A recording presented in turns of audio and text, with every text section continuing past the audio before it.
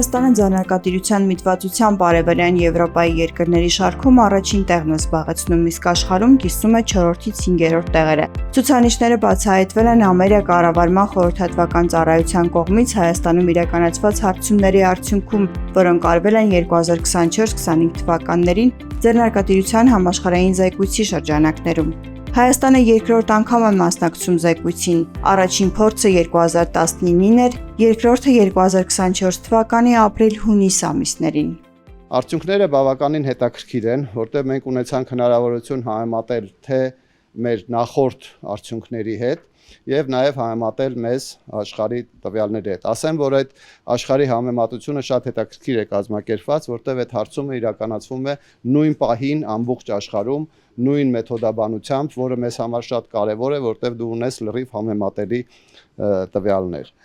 Ինչ է ցույց տալի հարցումը։ Ասեմ, որ մենք ունենք բավական բարձր ձեռներեցության միտվածություն մեր հասարակության մեջ, համեմատած ամբողջ աշխարհին, իրականում այդ ցուցանիշը շատ հետաքրքիր է, մանավանդ հաշվի առնելով, որ մնացած սովետական միության, նախկին սովետական միության երկրները միշտ ցույց են տալի ձեռներեցության նկատմամբ շատ ավելի ցածր հետաքրքրություն։ Սա երևի մեր սոցիալ-մշակութային, խորքային արդյունքների հետևանք է։ Ձեռնարկատիրության համաշխարհային զեկույցը 1999 թվականից ի վեր ոլորտի ամենահեղինակավոր եւ ընդգրկուն հետազոտական հարթակներից է, որը վերլուծություններ է իրականացնում աշխարհի ավելի քան 100 երկրներում։ Այն բացահայտում է ձեռնարկատիրության զարգացման միտումները, առկա մարտահրավերները։ Հետազոտության արդյունքները տարեցտարի միջազգային հարթակներում ավելի արժեքավոր են դառնում շնորհիվ կիրառվող մեթոդաբանության։ Տվյալների հավաստիության տեսանկյունից միայն այն, որ 20 տարուց ավել այս մեթոդաբանությունը մեթոդաբանության վրա աշխատել են միջազգային հայտնի համալսարանների դասախոսներ, պրոֆեսորներ, մասնավորապես Նյու Յորքի եւ Լոնդոնի համալսարանի պրոֆեսորներն են հիմնել այս աշխատանքը եւ 20 տարի այս աշխատանքը մեթոդաբանությունը հղկվել է։ Վերջին տարիներին նույնիսկ տարբեր միջազգային ռեյտինգներում, մասնավորապես ինովացիոն ռեյտինգները երկրների, ներառում է նաև GM-ից ցուցանիշներ, ինչը եւս մի անգամ թույլ է տալի հասկանալ լրջությունը այս աշխատանքի։ Հայաստանում տվյալների հավաքագրումը ներառել է անհատական հարցազրույցներ 2000 չափահաս բնակչության շրջանում, ինչպես նաև 37 ոլորտային փորձագետների հետ։ Զեկույցն անդրադառնում է ձեռնարկատիրության հանդեպ վերաբերմունքին, բիզնես սկսելու մարդկանց մոտիվացիային, բիզնեսի ազդեցությանը տնտեսության վրա, արհեստական բանականության եւ թվային կիրառությանը բիզնեսում, ինչպես նաև ընդհանուր ձեռնարկատիրական միջավայրին Հայաստանում։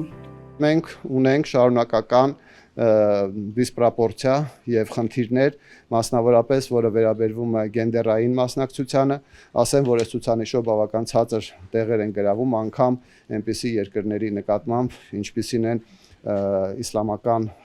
հավատանքին հետևող երկրները, որոնք որպես կանոն ավելի քիչ են կանանց դերը տեսնում ձեռներեցության մեջ։ Մենք այստեղ բավական խնդիրներ ունենք։ Ունենք խնդիրներ աշխարհագրական դիսպրոպորցիայի, որովհետև շարունակական ձևով